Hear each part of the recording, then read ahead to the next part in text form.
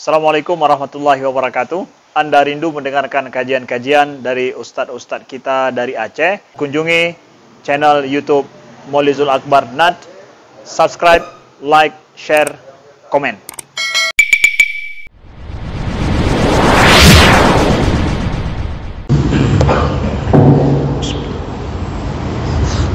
Assalamualaikum warahmatullahi wabarakatuh.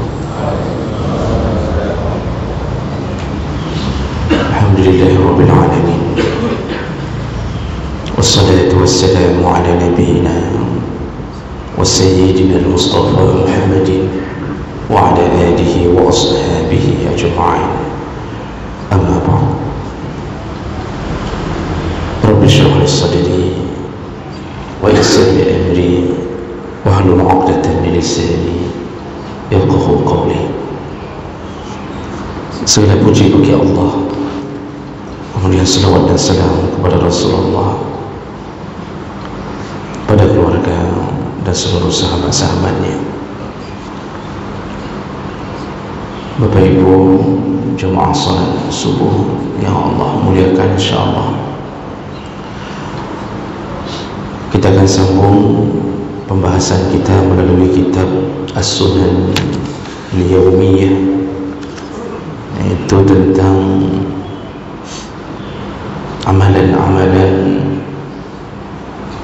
yang sunnah atau mustahab yang dilakukan oleh Nabi SAW, mulai dari bangun subuh sampai subuh kembali, dan itu menjadi suri tauladan bagi kita untuk mengikuti Nabi SAW.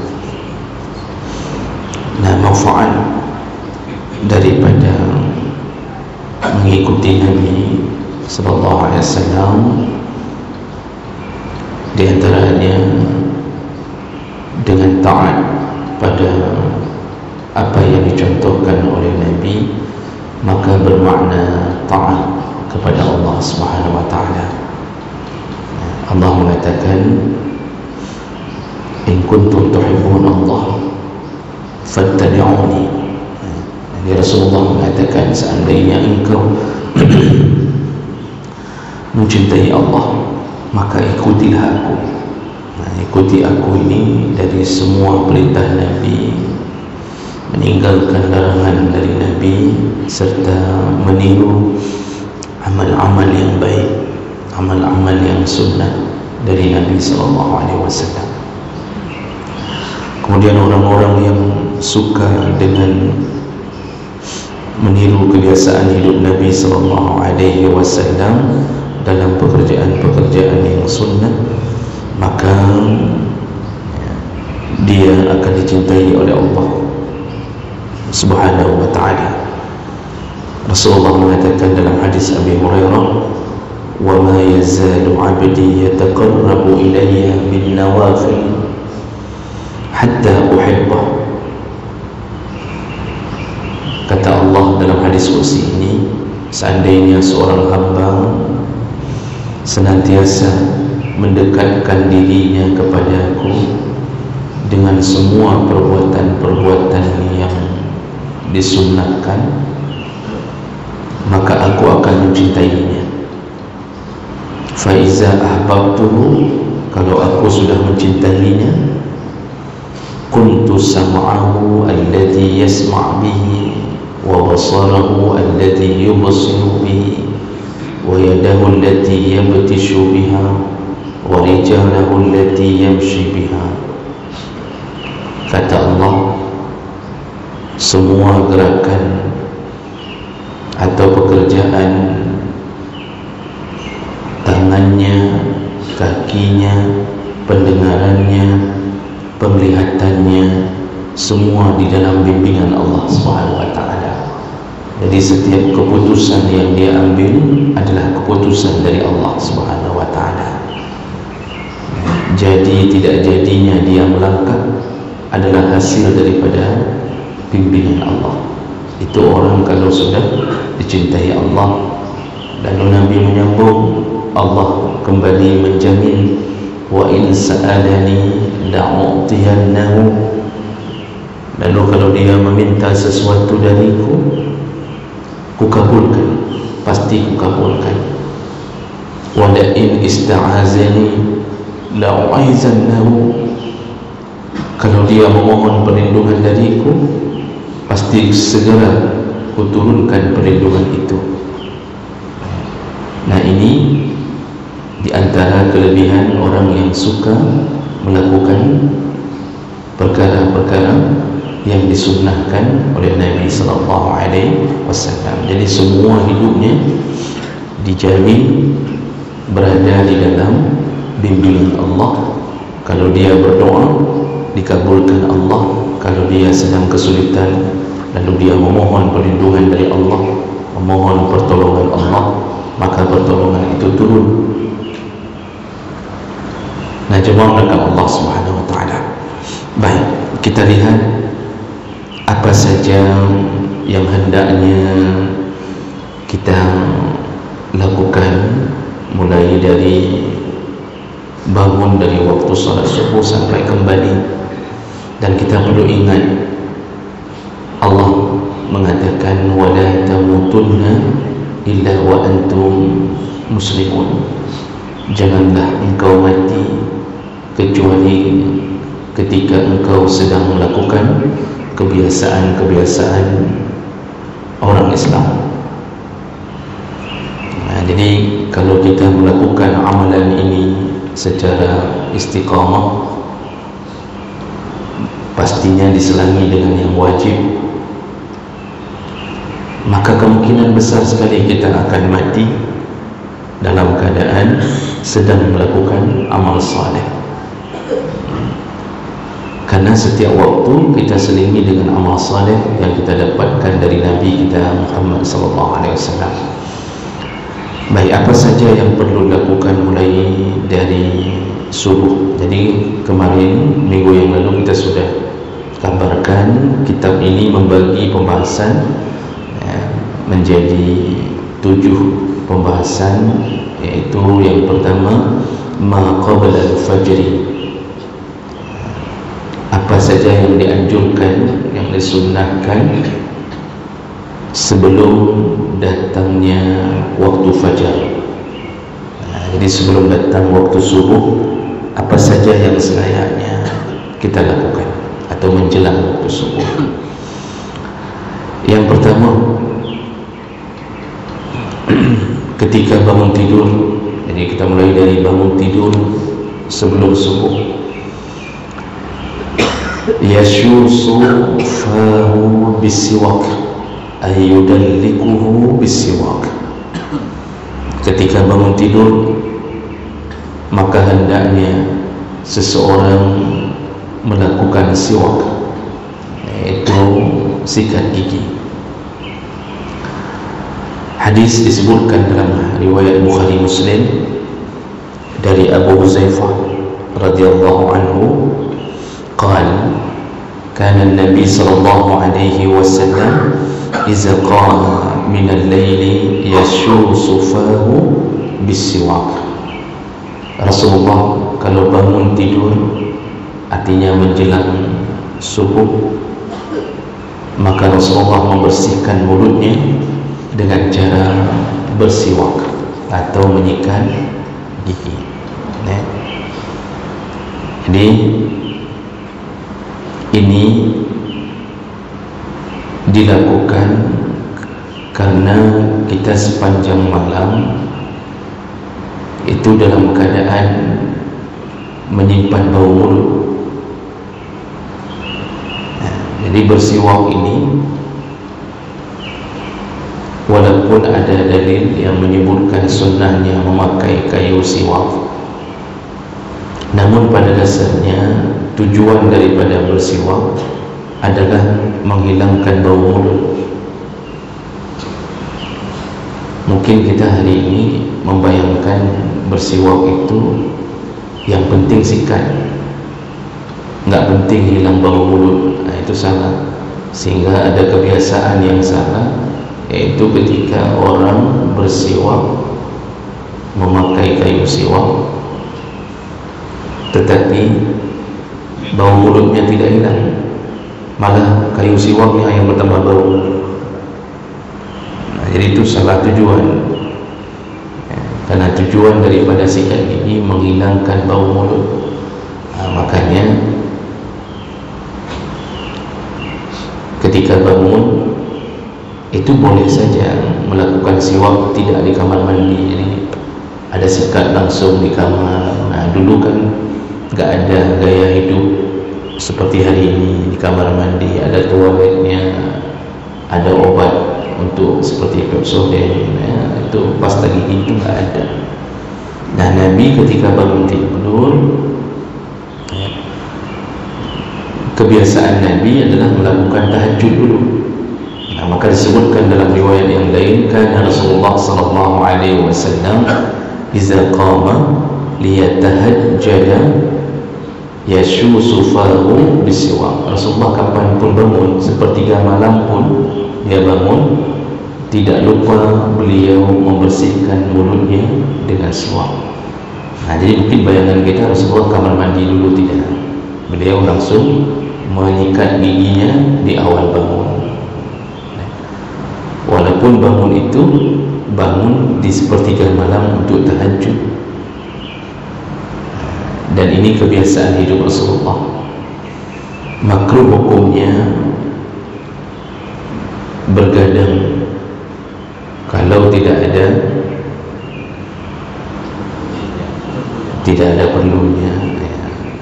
Yang hidup-hidup tahun 80-an tak hafal sekali. Makruh hukumnya begadang kalau tidak ada perlunya. Itu bukan kata Rasulullah, yang kata ramai-ramai. Karena Rasulullah setelah salat Isya beliau segera tidur. Beliau baru bertahan tidak tidur kalau ada keperluan yang memang mendesak. Seperti dalam beberapa hadis, beliau menunda tidur setelah salat Isya ketika istrinya menceritakan curhat, berkeluh kesah. Itu sunnah hukumnya suami mendengarkan curhatan istri. Itu suami yang baik, karena istri itu capek. Yang membuat istri bertambah capek karena tidak ada gaji. Kalau ada gajinya mungkin tak terlalu capek. Jadi kerja siang malam tidak ada gajinya. Jadi istri mengurusi semua urusan anak kita, rumah kita. Dia yang bersihkan, baju tidak habis-habisnya, anak pun tak ada habis-habisnya. Selalu beranak, habis-habis. Contoh, maka istri itu capek. Maka ketika mereka curhat, dengarkanlah, duduk sebentar. Walaupun yang dia curhat itu saja, masalahnya itu saja, tapi kita tetaplah jadi pendengar yang setia. Jangan ucapkan kalimat ada sasa dekat pegang. Gimana ada sasa? Sebab anaknya pun ada sasa. Anaknya anak sasa, bajunya baju sasa, piringnya piring sasa. Maklum kalau mereka menceritakan ada sasa.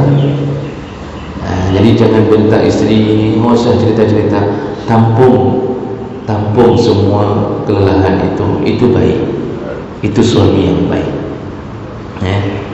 Jadi istri kalau sudah cerita itu lega, dia sudah pindahkan beban ke suaminya. Berikutnya suami yang sakit kepala, uang SPP anak enggak cukup, ini yang nomor 2 sudah ditagih uangnya lagi, yang nomor 3 sepedanya rusak. Habis curhat istri, kita yang tidak tahu curhat ke mana. Jadi makanya suami itu banyak pahalanya juga dengan menjadi penanggung jawab dalam rumah tangganya. Jadi Nabi jarang tidur terlambat. Habis salat Isya beliau tidur, makanya beliau mudah bangun. Sepertiga malam sudah bangun. Nanti biasanya bersambung dengan salat subuh. Itu kebiasaan Nabi sallallahu alaihi wasallam. Jadi Nabi habis tahajud tidak tidur lagi, bersambung dengan salat subuh. Maka amalan yang dilakukan Nabi adalah bersiwak ketika bangun tidur. Kemudian yaqulu zikra al-warida 'inda al-istiqat min an-nawm. Nabi itu ketika sudah bangun tidur, ini urutannya tidak beraturan, kadang-kadang berzikir dulu. Di sini mau dimaksud adalah Nabi setiap kali bangun tidur selalu mengucapkan zikir. Ini di sini tidak disebutkan harus beraturan, tak mesti sikat gigi dulu baru zikir, bisa jadi zikir dulu baru sikat gigi. Dalam hadis riwayat Bukhari, Muslim, Rasulullah SAW digambarkan oleh sahabat yaitu Huzaifah radhiyallahu anhu qala kana Nabi sallallahu alaihi wasallam idza arada an yanama. Rasulullah itu kalau mau tidur selalu mengucapkan bismika Allahumma amutu wa ahya. Jadi dalam hadis riwayat Bukhari kalimatnya bismika Allahumma amutu wa ahya. Nanti di dalam riwayat An-Nasa'i baru ada kalimat bismika Allahumma ahya wa amutu. Jadi dua-duanya boleh, Pak. Boleh amutu wa ahya, boleh ahya wa amutu. Itu ketika mau tidur di malam hari. Itu pun setelah membaca doa-doa. Ini nanti diajarkan terakhir, karena prosesnya kita mulai dari bangun subuh dulu. Doa ini menyerahkan diri kepada Allah ketika kita tidur dengan nama-Mu ya Allah, aku hidup dan aku mati. Aku hidup dan aku mati. Atau dibalik dengan nama-Mu ya Allah, amutu wa ahya, aku mati dan juga aku hidup. Jadi maka Allah itu kalau mau tidur. Lalu disambung oleh Huzaifah, wa iza istiqadha min manamihi, dan ketika beliau terbangun dari tidurnya qala, beliau senantiasa mengucapkan zikir alhamdulillahilladzi ahyana ba'dama amatana wa ilaihi nusyur, kata Huzaifah. Jadi Rasulullah mengatakan segala puji bagi Allah yang telah menghidupkan kami kembali ba'dama amatana, setelah mematikan kami, wa ilaihi nusyur, dan kepadanya lah tempat kembali. Jadi maksud setelah mematikan kami adalah tidur, karena tidur itu mati kecil. Kita mati tapi terbangun kembali. Makanya dalam surah Az-Zumar disebutkan ruh ada dua, ada ruh yang Allah cabut tidak pernah kembali, itu artinya kematian besar, benar-benar mati. Ada ruh yang Allah cabut lalu dikembalikan, itu ketika orang tertidur. Jadi makanya ketika tertidur itu ruh kita dalam keadaan tercabut di sisi Allah, namun dikembalikan. Sehingga ada tafsir yang menyebutkan memungkinkan pertemuan dua ruh, ruh orang yang mimpi tidur dan ruh orang yang mati, dimungkinkan untuk bertemu di dalam ayat ini. Surah Az-Zumar ayat 52 kalau saya tidak salah. Makanya kadang-kadang ada orang mimpi bertemu dengan orang yang sudah meninggal. Istri meninggal, suami mimpi bertemu dengan istrinya, bisa terjadi. Bisa terjadi pertemuan dua ruh. Itu izin Allah Subhanahu wa taala dalam mimpi itu. Nanti dalam mimpi itu ketika bertemu istri mengatakan kakak kawin lain, rojih kepegahan di nombor ketemu kawin lain, kata istri sampai meninggal pun masih ingat kawin lain. Jadi ini kebiasaan Nabi. Maka kita mungkin dari SD sudah tahu ini. Namun coba berfikir berapa orang yang sudah istiqamah melaksanakan, begitu bangun lalu kemudian berzikir, duduk di kasur berzikir alhamdulillahilladzi ahyana Dari SD sudah pelajaran ini, tapi pelaksanaannya yang susah sekali kalau tidak dibiasakan. Bahkan hari ini lebih dahsyat. Bangun tidur, yang dia pegang pertama HP. Itu langsung connect gitu. Cari HP sampai kanan kiri, langsung hidupkan wifi, langsung dia lihat isi WA. Ini gaya hidup hari ini. Dahsyat. Tidak ada doa, tidak ada sikap gigi. Makanya mendidik keluarga menjadi keluarga yang mengikuti Nabi, insya Allah diberkahi semua keluarga itu. Memang sederhana kan Pak, tapi berat pelaksanaannya. Kemudian apalagi yang dilakukan Nabi ketika bangun tidur? Beliau yamsahun nauma an wajhihi, beliau membersihkan bekasan rasa mengantuk di wajahnya. Jadi dia mengusap wajahnya. Wa yanduru ila sama', lalu beliau melihat ke arah langit. Ini memohon keberkahan dari Allah ketika memulai subuh kembali.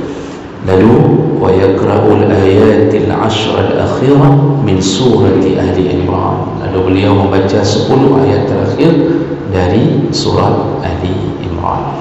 Ini diambil berdasarkan hadis riwayat Bukhari Muslim.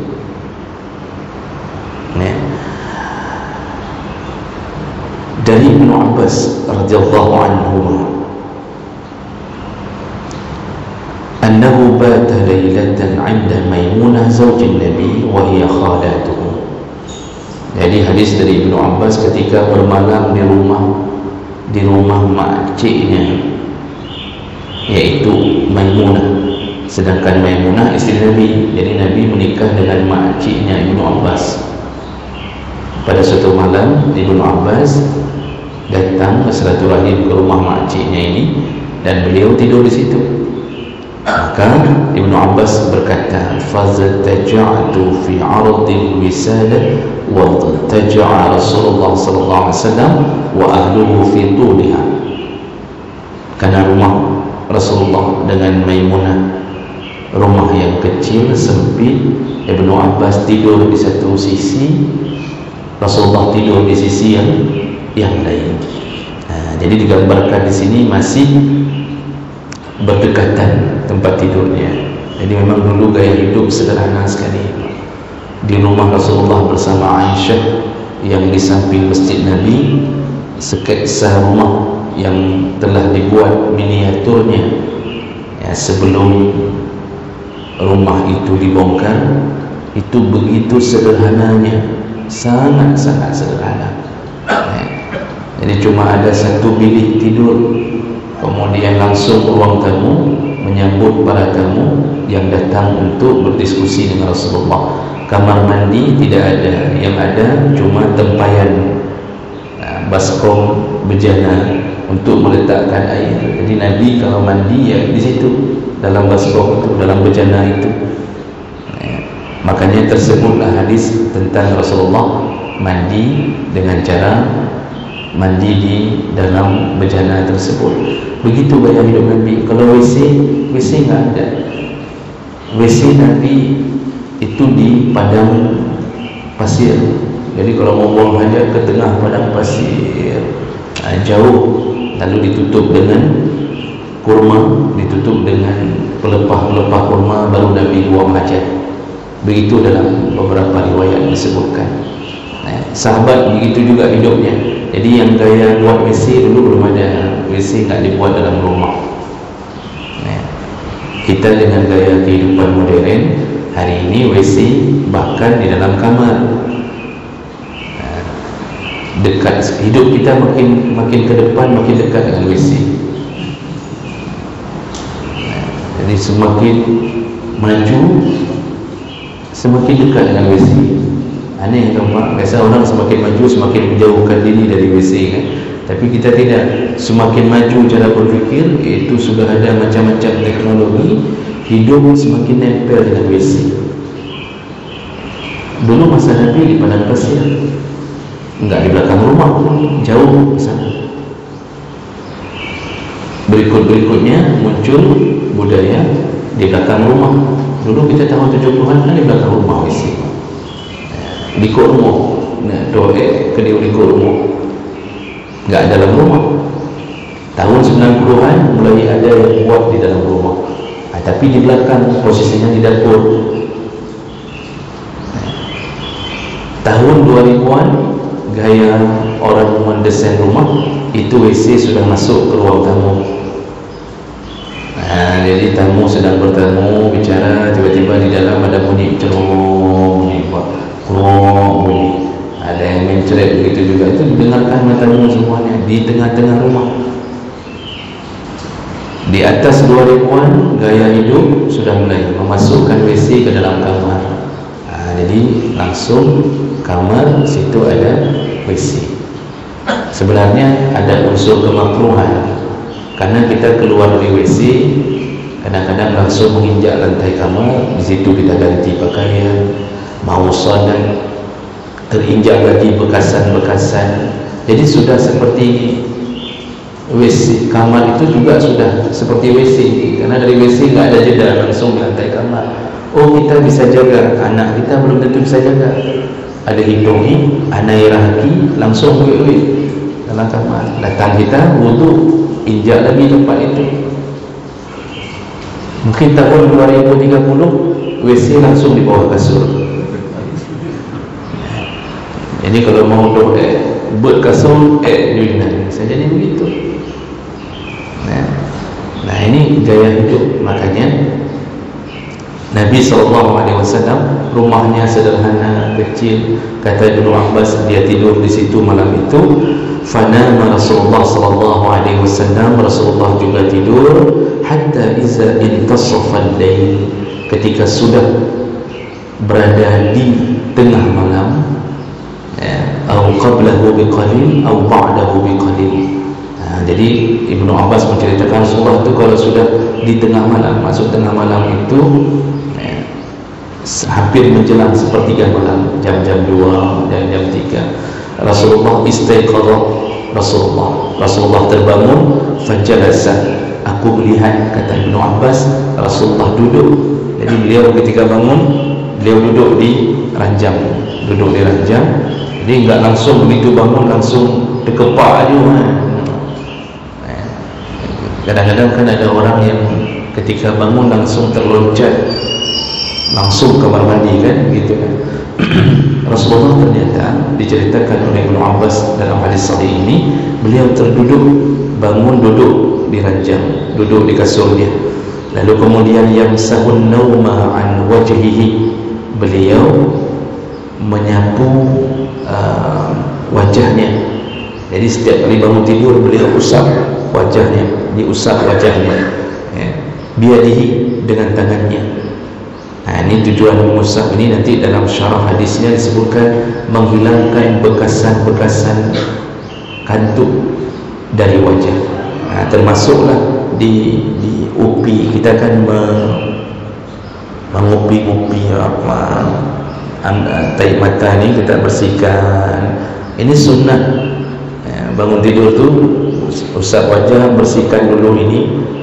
Kemudian sampai mata nampak benar. Jadi mata sudah nampak kembali, sudah tahu mana isteri orang, mana isteri sendiri. Kira-kira begitu kan. Nah, summa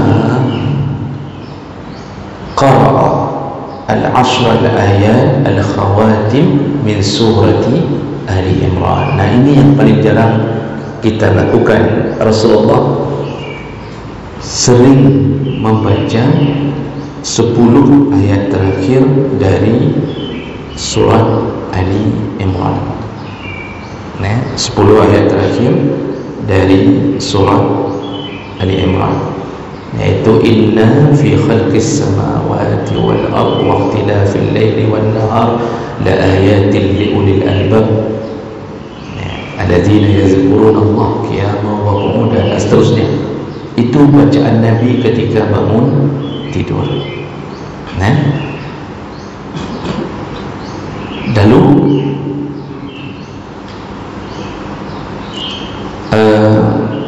Rasulullah sallallahu alaihi wasallam fatawadda, barulah beliau berwudu. Fa ahsana wudu'ahu, bagus sekali wudunya. Kata Ibnu Abbas, maksud bagus bukan Ibnu Abbas yang menilai wudu, artinya wudunya Rasulullah itu benar-benar dilakukan dengan pelan, dijaga dengan baik. Kata Ibnu Abbas, summa qama yusalli, barulah beliau mendirikan salat. Hadis riwayat Bukhari Muslim dengan derajat yang sahih. Dalam riwayat Muslim saja tanpa Bukhari itu ada lafaz tambahan. Jadi masih hadis dari Ibnu Abbas, karena begini Pak, perawi-perawi hadis ini kadang-kadang mendapatkan hadis dengan lafaz yang berbeda, dan itu manusiawi sekali, karena orang memberikan keterangan ada sedikit-sedikit beda keterangan, tapi maksudnya sama. Maka kadang-kadang kita baca hadis Bukhari, nanti ada bahasa yang sedikit berbeda di riwayat Muslim, padahal kejadiannya sama. Nah, dalam riwayat Muslim saja disebutkan oleh Ibnu Abbas, setelah Rasulullah bangun di sepertiga malam, lalu kemudian beliau menyapu wajahnya, summa kharaja fanadhara ila sama, beliau bangun, berdiri dan keluar dari kamarnya. Ada juga yang mengatakan maksudnya keluar dari rumahnya lalu melihat ke langit. Nah, jadi fanadhara ila sama, beliau melihat ke langit, keluar dari pintu rumah, beliau lihat ke langit, baru beliau membaca 10 ayat terakhir dari surah Ali Imran. Ini kebiasaan Nabi sallallahu alaihi wasallam ketika Nabi bangun dari tidurnya. Nah, kemudian ketika sudah masuk ke kamar mandi, apakah beliau langsung berwudu? Tidak. Apa amalan berikutnya? Ghassala al-yadaini salasan, beliau mencuci tangannya lebih dahulu 3 kali. Berdasarkan hadis riwayat Bukhari Muslim dari Abu Hurairah radhiyallahu anhu, anna Nabi sallallahu alaihi wasallam iza istayqadha ahadukum min naumi, kalau salah seorang di antara kalian bangun dari tidurnya, kata Rasulullah, fala yudkhilu yadahu fil ina, jangan langsung engkau memasukkan tanganmu ke dalam bejana, hatta yaghsilaha salasan, tapi cucilah lebih dahulu 3 kali. Fa innahu la yadri aina batat yadahu, karena dia tidak tahu kemana dia telah memasukkan tangannya ketika tidur. Jadi maksudnya begini, kita kan sebelum berwudu, biasanya kita sebelum dikenal model keran, sebelum dikenal model air pancuran dari keran, itu kan dulu semuanya orang berwudu dengan gayung, celup ke dalam bak, macam-macam lah. Tapi sekarang masih ada menasa-menasa yang menggambarkan suasana itu, celup tangan dalam bak berwudu, kan begitu. Nah, maksud Rasulullah, jangan langsung wudu dengan mencelupkan tangan ke dalam bak, tapi cucilah dulu tanganmu di luar bejana, di luar baskom. Cuci dulu 3 kali. Itu enggak termasuk wudu. Sunnah hukumnya cuci tangan di luar bak sebelum berwudu. Kenapa? Li'annahu la yadri aina batat yadahu, karena dia tidak tahu tadi malam tangannya sudah memegang apa. Kan malam kita tangan tidak terkontrol. Nah, kadang-kadang pukul nyamuk, tangan sudah berdarah, cungkir hidung tengah-tengah malam kan, atau cungkir telinga, pokoknya macam-macam kegiatan tangan.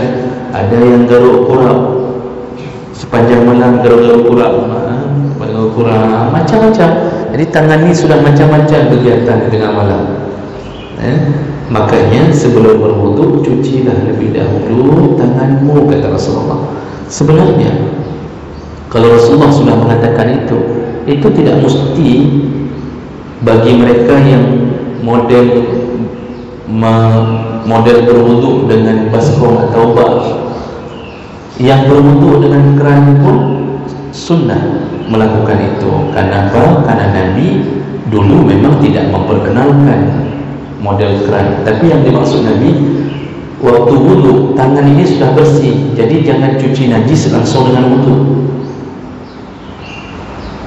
karena itu tidak dianggap berwuduk. Ini misal contoh selain nah etika bak jarum, langsung kita waktu wuduk, kan wuduk itu termasuk sunnahnya cuci tangan, wajibnya rukunnya cuci tangan kan sampai ke siku, atau cuci tangan awal itu sunnah. Langsung kita masuk wudu, ini tai ini ada kotoran, kita masuk wudu, berarti kita sebenarnya belum boleh wudu. Makanya cuci dulu najis baru berwudu. Ini juga begitu, cuci dulu tangan baru berwudu. Nah, ini sunnah ketika sebelum berwudu. Dan yang terakhir, hendaknya habis cuci tangan melakukan istinsyaq dan istinsar 3 kali. Ini di luar wudu, karena Rasulullah melakukan itu berdasarkan hadis riwayat Bukhari Muslim dari Abu Hurairah. Iza istaiqadha ahadukum min manamihi, kata Rasulullah, kalau engkau terbangun dari, kalau salah seorang di antara kalian terbangun dari tidurnya, falyastansir salasa marrat, maka lakukanlah istinsar 3 kali. Nah, jadi bangun tidur sebelum wudu sunnah melakukan istinsar. Istinsar itu masukkan air ke dalam hidung, dihirup sedikit. Nah, jadi dihirup sedikit lalu diistinsarkan, diprih-prih, apa bahasa Indonesianya, dibuang kembali setelah dihirup, diprih-prih. Kenapa? Fa inna syaitan yabitu ala khayashimihi, karena syaitan tidur di rongga hidungnya, kata Rasulullah. Syaitan tidur di rongga hidungnya. Jadi ini maksud utama dari beristinsar. Para ulama mengatakan maksud syaitan tidur di rongga hidungnya ada 2 maksud. Bisa jadi yang pertama hakikatnya begitu, memang betul-betul syaitan tidur di sini. Nah, makanya kita akan sering menyebut congkrong, kan? Congkrong itu maksudnya azan-azan subuh ada di situ. Nah, itu bisa jadi syaitan kuno dalam hidung, makanya dia congkrong. Hidung-hidung waktu dia subuh-subuh hana, azan-azan subuh hana. Itu akibat salah satu tipu daya syaitan. Atau bisa juga bermakna majazi, yang dimaksud bisa jadi bukan maksud langsung syaitan tidur, tapi ada kemalasan yang dibuat oleh syaitan. Malas bangun, itu dihilangkan dengan cara istinsar. Makanya sunnah sebelum wudu untuk melakukan istinsar. Ditambahi dalam hadis lain boleh dilakukan dengan melakukan lebih dahulu istinsyaq, berkumur-kumur dulu untuk menghilangkan bau mulut dengan air. Setelah tadi bersiwak baru istinsar. Nah, ini pelajaran pertama kita tentang amalan setelah bangun dari tidur. Nanti ke depan baru dibicarakan apa yang Nabi lakukan, sunnah-sunnahnya ketika berwudu. Jadi otomatis ini akan bersinggungan dengan pelajaran fikih untuk mengetahui kembali kesempurnaan amal kita. Baik, untuk pagi ini kita cukupkan dulu dengan pengetahuan itulah amalan Nabi yang patut kita tiru ketika bangun tidur.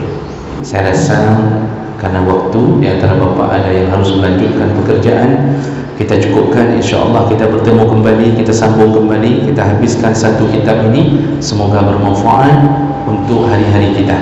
Subhanakallahumma wa bihamdik, asyhadu an la ilaha illa anta, astaghfiruka wa atubu ilaik. Wassalamualaikum warahmatullahi wabarakatuh.